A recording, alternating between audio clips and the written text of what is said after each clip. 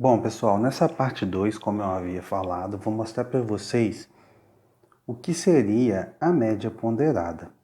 Bom, a média ponderada, ela pode ser calculada também como somatório de I igual a 1 até N de XI, FI, dividido pelo somatório de I igual a 1 até N de FI. O que seria FI? Seria as frequências. Bom, nesse exemplo, a gente tem a nota das provas de um concurso público, por exemplo. E aí, nesse concurso, a gente tem um tópico matemática, português, conhecimentos gerais e conhecimentos específicos. E cada um desses tópicos tem pesos diferentes. Por exemplo, matemática tem peso 2, português tem peso 1, conhecimentos gerais tem peso 1 e conhecimentos específicos tem peso 2. O que isso significa? Que o peso 1, a matemática e os conhecimentos específicos, eles são mais valorizados nesse concurso público. E aí, aí a gente tem a nota do aluno 1, do candidato 1 e a nota do candidato 2. Se a gente obtivesse aqui apenas a média do candidato 1, a gente teria uma média, que eu já fiz a conta, de 6,75. E se a gente fizesse a média das notas do candidato 2, a gente tem uma média de 7. Ou seja, o candidato 2 teve uma média maior do que a média do candidato 1. Só que como tem pesos diferentes, essa média ela não pode ser levada em consideração. Então como que a gente faz?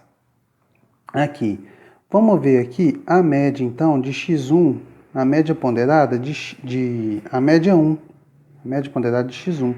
Isso vai ser o quê? O somatório das notas de x1 vezes a frequência. Essa frequência aqui vai ser os pesos. Então eu tenho para o candidato 1, 9 vezes 2, mais 5 vezes 1, mais 6 vezes 1, mais 7 vezes 2, dividido pelo somatório das frequências, nesse caso os pesos 2, mais 1, mais 1, mais 2. E aí eu já vou calcular aqui do candidato 2 também, antes de deixar a resposta. A gente vai ter aqui, para matemática, 7 vezes o peso 2, mais, para português, 7 vezes o peso 1, mais para conhecimentos gerais, 7 vezes o peso 1, mais para conhecimentos específicos, 7 vezes o peso 2, dividido pelo somatório dos pesos, 2 mais 1, mais 1, mais 2. Aqui eu já fiz a conta, para ser mais rápido, dá 43 dividido por 6.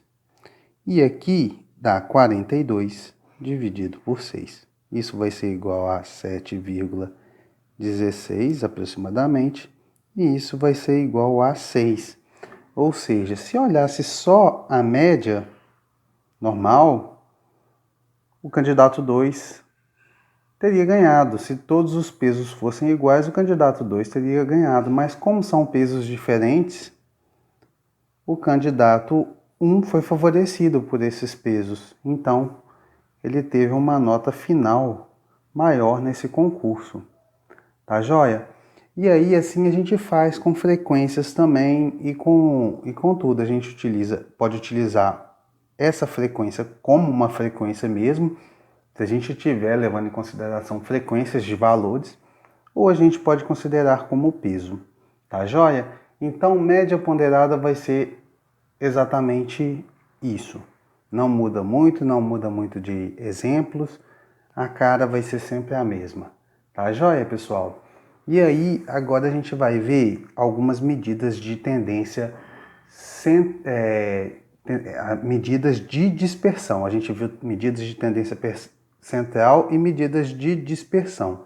Por exemplo, quando a gente está numa pesquisa eleitoral e a gente vê que o candidato 1 vai ter uma média, um percentual de votos de tantos, com 2 erros para cima ou para baixo. Esses dois erros para cima e para baixo é o quanto que pode variar essa porcentagem. Tá, joia? Então a gente vai estudar isso aí nessa próxima parte, tá? Até o próximo vídeo.